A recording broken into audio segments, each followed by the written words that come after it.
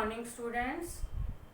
मैं चंद्रकांता आज आपको कक्षा 10वीं से कविता एक फूल की चाह लेखक सियाराम शरण गुप्त उनके जो पद्यांश हैं, पद्यांशों का सरलार्थ और साथ में उसके अंदर से बनने वाले जो प्रश्न हैं यानी पद्यांश पर आधारित प्रश्न, उनके उत्तर समझाऊंगी।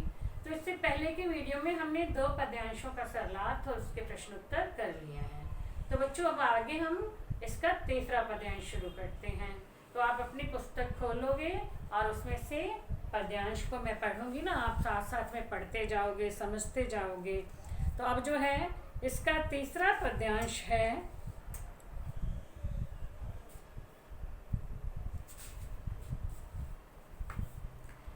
भीतर जो डर रहा छिपाए। अब बच्चों आपने इससे पहले वाले पद्यांश में पढ़ा कैसे एक पिता अपनी बेटी सुखिया को बाहर जाने से मना करता है क्योंकि बाहर अब भयंकर महामारी फैली हुई है। तो उसे डर रहता है कहीं उसकी बेटी भी इस महामारी की चपेट में ना आ जाए। तो इसलिए वह भगवान से प्रार्थना करता रहता है कि हे भगवान उसकी रक्षा करना। तो अब आगे, भीतर जो डर रहा छिपाए, हाय वही बाहर आया। एक दिवस सुखिया के तन को ताप तप्त मैंने पाया।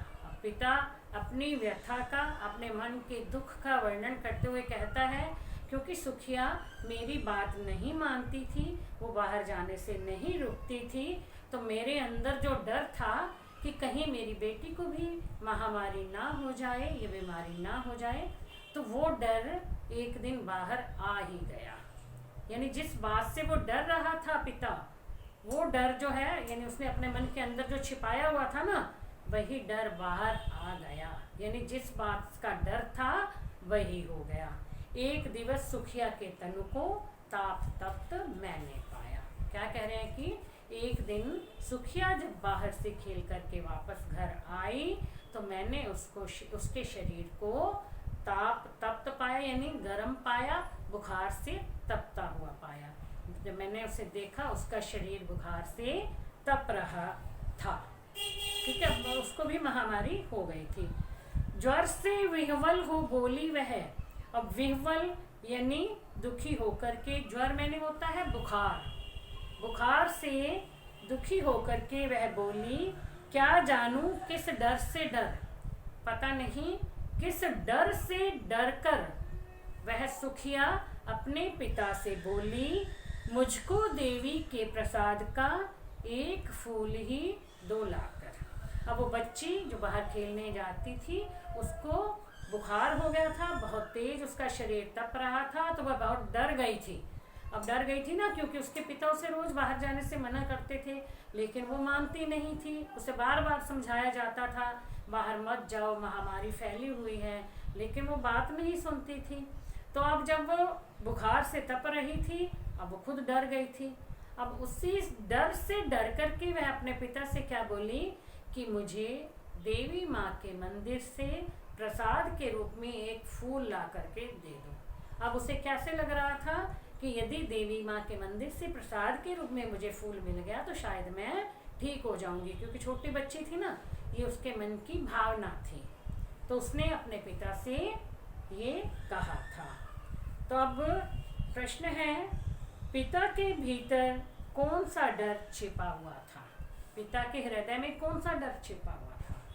पिता के हृदय में ये डर छिपा हुआ था कि मेरी बेटी सुखिया को भी महामारी ना हो जाए, मेरी बेटी महामारी की चपेट में ना आ जाए। ये डर था उसके मन के अंदर। पिता ने अपनी पुत्री के शरीर को किस हाल में पाया था? पिता ने अपनी पुत्री के शरीर को बहुत ही तप यानी बुखार से तपता हुआ पाया था। जब उसने अपनी बेटी के शरीर को छू करके देखा तो बुखार से तप रही थी।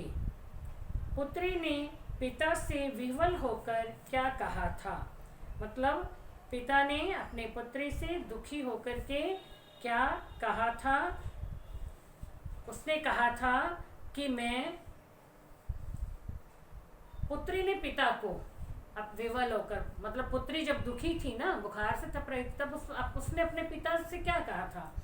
तब उसने अपने पिता से कहा कि पिताजी, मुझे देवी माँ के मंदिर से प्रसाद के रूप में एक फूल लाकर दे दो। उसने फूल मांगा था अपने पिता से।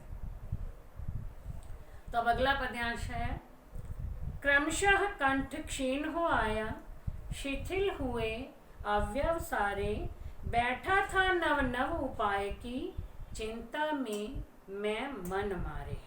जान सका ना प्रभात सजग से, हुई आलस कब दोपहरी, स्वर्ण घनों में कब रवि डूबा, कब आई संध्या गहरी। तो इसके जो शब्दों के अर्थ, क्रमशः यानी क्रमानुसार, क्रम के अनुसार, शिथिल, शिथिल होता है कमजोर होना, हम कहते हैं ना शक्तिहीन होना। जब व्यक्ति बीमार हो जाता है तो शरीर के सारे अंग जो हैं वो कमजोर पड़ जाते हैं, तब उठा भी नहीं जाता, चला भी नहीं जाता, कुछ खाने को मन भी नहीं करता, तब वो जो है बॉडी के सारे पार्ट जो है वो कमजोर हो जाते हैं। अवयव अंग यानी भाग, नव नव नए नए, मन मारे मन को मार करके, निराश हो करके या उदास मन से। प्रभात सुबह और या सवेरा जिसको बोलते हैं, आलस आलस भरे, स्वर्ण घन सोने के रंग वाले बादल, पीले पीले बादल से। वैसे तो बादल काले होते हैं ना, कई बार वो ना काली ना सफ़ेद, सोने के रंग वाले चमकदार। रवि सूर्य डूबा छिप गया। तो अब क्या है इसमें, क्या बताते हैं कवि एक दुखी पिता की व्यथा का वर्णन करते हुए कहते हैं, क्रमशः कंठ क्षीण हो आया, क्योंकि अब उसकी बेटी को, सुखिया को बहुत तेज बुखार हो गया था, और जिसके कारण उसका जो है बदन पूरी तरह से तप रहा था और उसकी आवाज़ भी धीमी हो गई थी। यानी जब बंदा बीमार होता है तो बोल भी नहीं पाता है। अब उसकी आवाज़ क्रमशः कंठ क्षीण हो आया, उसका गला जो है रोंद गया था, उसकी आवाज़ धीमी हो गई थी। शिथिल हुए अवयव सारे, उसके शरीर के जो सारे अंग थे वो भी बहुत कमज़ोर पड़ गए थे, धीमे हो गए थे, मतलब शरीर काम नहीं कर रहा था। बैठा था नव नव उपाय को, चिंता में मैं मन मारे। अब मैं ना बहुत ज़्यादा दुखी हो गया था अपनी बेटी को इस अवस्था में देखकर। यानी पिता क्या कह रहा है, अपनी बेटी को बुखार से तपते हुए देख करके मैं बहुत दुखी हो गया था, और बैठा बैठा नए नए उपाय सोच रहा था कि किस तरह से इसे मैं ठीक कर सकूं, यानी ये किस तरह से ठीक हो जाएगी। जान सकाना प्रभात सजग से, हुई आलस कब दोपहरी।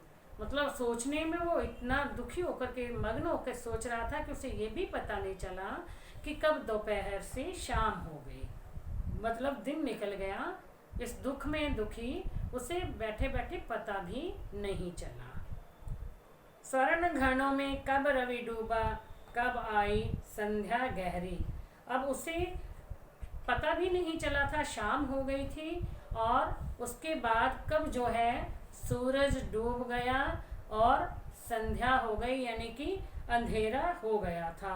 वह पिता इस बारे में भी जान नहीं सका था, क्योंकि वो दुख में दुखी बैठा था। अब दुखी व्यक्ति यदि बैठा रहता है तो उसे कुछ पता नहीं चलता समय का, कि समय कैसे बीत रहा है, क्या टाइम हो गया है, क्या किस टाइम में बैठा था, उसे कुछ भी पता नहीं चलता। तो अब इसके जो प्रश्न हैं, पिता मन मारे क्यों बैठा था, क्योंकि उस पिता की जो पुत्री थी जिसका नाम सुखिया था, वो महामारी की चपेट में आ गई थी, उसका पूरा शरीर बुखार से तप रहा था, वह उसे देख करके बहुत दुखी था, इसलिए वो मन मारे बैठ करके नए नए उपाय सोच रहा था कि किसी तरह से अब वो ठीक हो जाए। चिंता में डूबा हुआ पिता क्या ना जान सका था। चिंता में डूबा हुआ पिता बहुत परेशान था, अपनी बेटी की बीमारी से वह बहुत परेशान था, और वो जब चिंता में डूबा हुआ उसे ठीक करने के नए नए उपाय सोच रहा था। तब उसे पता भी नहीं चला कि कब दोपहर से शाम हो गई, कब जो है सूरज डूब गया और रात हो गई, संध्या हो गई, यानी अंधकार बढ़ने लगा। इस बात का उसे कुछ पता नहीं चला। कवि ने बादलों को स्वर्ण घन क्यों कहा है? स्वर्ण घन क्यों कहा है? क्योंकि एक तो सुबह सुबह प्रातःकाल, एक शाम को सूर्य यानी सूर्योदय के समय और सूर्यास्त के समय बादलों का जो रंग होता है ना, वो सुनहरा होता है, सोने के समान होता है, जैसे सोने का रंग होता है। इसीलिए क्योंकि कवि ने इसमें सूर्यास्त के समय का वर्णन किया है, भी सूर्यास्त हुआ, कब सूर्य जो है वो कहते हैं सूरज डूब गया, तो सूर्यास्त का वर्णन किया है, इसलिए उसने किस कहा है? स्वर्ण घन कहा है, बादलों को स्वर्ण घन कहा गया है। तो बच्चों अब अगला इसका 5वां पद्यांश है। सभी और दिखलाई दी बस अंधकार की ही छाया, छोटी सी बच्ची को ग्रसने कितना बड़ा तिमिर आया। ऊपर विस्तृत महाकाश में जलते से अंगारों से झुलसी सी जाती थी आंखें, जगमग जगते तारों से। तो पहले इसके शब्दार्थ, यानी ग्रसना, ग्रसना होता है निगलना, तिमिर अंधकार, विस्तृत फैले हुए, आकाश को बोला जाता है विस्तृत आकाश, ऊपर फैला हुआ आकाश, महाआकाश यानी बहुत विशाल आकाश जो चारों ओर फैला हुआ है। अंगारे आग के गोले, अंगारे होते हैं, आग जलती है लकड़ी के नीचे से, वो अंगारे जगमग जगमग से जगते रहते हैं, दिखाई देते हैं लाल लाल आग से, तो उसको बोलते हैं अंगारे। तो अब इसमें सभी और दिखलाई दी बस अंधकार की ही छाया। अब कवि क्या बताते हैं? उस दुखी पिता के मन की बात जो है वो बता रहे हैं कि वो पिता अपने मन में क्या सोच रहा है, क्योंकि उसके सामने उसकी बीमार बच्ची पड़ी है। तो इस तरह से वो अपनी बेटी को बचा पाने में बिल्कुल असहाय महसूस कर रहा है अपने आप को, उसे कोई चारा नहीं दिख रहा कि कैसे वो अपनी बच्ची को बचा पाएगा, इसलिए वो बहुत ही निराश मन से बैठा है, निराशा में डूबा हुआ है। सभी ओर दिखलाई दी बस अंधकार की ही छाया। अब वो पिता क्या कह रहा है कि मुझे कोई उपाय नहीं सूझ रहा अपनी बच्ची को बचाने का, मुझे चारों ओर केवल अंधेरा ही अंधेरा दिखाई दे रहा है। छोटी सी बच्ची को ग्रसने कितना बड़ा तिमिर आया। अब उससे ऐसे लग रहा है मानो ये अंधेरा उसकी छोटी सी बच्ची को डसने के लिए, ग्रसने के लिए आ रहा है। ऊपर विस्तृत महाकाश में जलते से अंगारों से झुलसी सी जाती थी आंखें, जगमग जगमग तारों से। अब वो क्या है कि ऊपर विस्तृत आकाश है, आकाश में बहुत सारे तारे, तारे जो है ना वो दिखाई देते हैं, टिमटिम तारे टिमटिमा रहे हैं, लेकिन वो तारे वैसे तो ठंडक पहुंचाते हैं आँखों को, लेकिन क्योंकि उस पिता की बेटी बहुत बीमार थी तो उसको वह तारे भी जलती हुई आग के समान, जलते हुए अंगारों के समान प्रतीत हो रहे थे, लग रहे थे, क्योंकि वो बहुत ज़्यादा दुखी था, तो इसलिए वो अंगारे उसे कष्टदायक लग रहे थे। प्रश्न है, पिता को चारों ओर अंधकार ही क्यों दिख रहा था? अब पिता को अपनी बेटी को बचाने की कोई उम्मीद नज़र नहीं आ रही थी। उसकी बेटी बुखार से तप रही थी और वह उससे बचाने की कोई कितने भी प्रयास कर ले उसे बचा नहीं पा रहा था। बेटी की ये जीवन में अब आशा की कोई नज़र नहीं आ रही, आशा नहीं आ रही थी नज़र, वो बिल्कुल निराश हो चुका था, इसलिए उसे चारों ओर अंधकार ही अंधकार दिखाई दे रहा था, यानी निराशा ही निराशा दिखाई दे रही थी, आशा की कोई किरण दिखाई नहीं दे रही थी। पिता के अनुसार अंधकार का आकार कैसा था और क्यों? अब पिता के अनुसार अंधकार का आकार बहुत बड़ा था, क्योंकि अंधकार चारों ओर फैला हुआ था और यह अंधकार उसकी बेटी को ग्रसना चाहता था, यानी निगल जाना चाहता था, इसलिए उसे इस अंधकार का आकार बड़ा ही विस्तृत लग रहा था। शोक संतप्त पिता को आकाश के तारे कैसे प्रतीत हो रहे थे? आकाश में तारे टिमटिमा रहे थे, वैसे वे तारे जो हैं आँखों को ठंडक पहुँचाने वाले होते हैं, यानी बड़े बड़े सुंदर दिखाई देते हैं।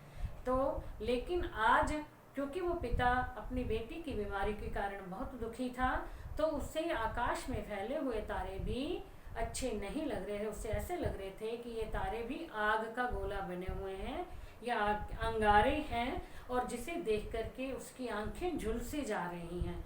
यानी वो तारे भी उसे बहुत कष्टदायी, कष्ट देने वाले प्रतीत हो रहे थे, यानी कष्ट देने वाले लग रहे थे। तो बच्चों, आज के लिए इतना ही। बाकी के पद्यांश में आपको नेक्स्ट वीडियो में समझाऊंगी। Thank you.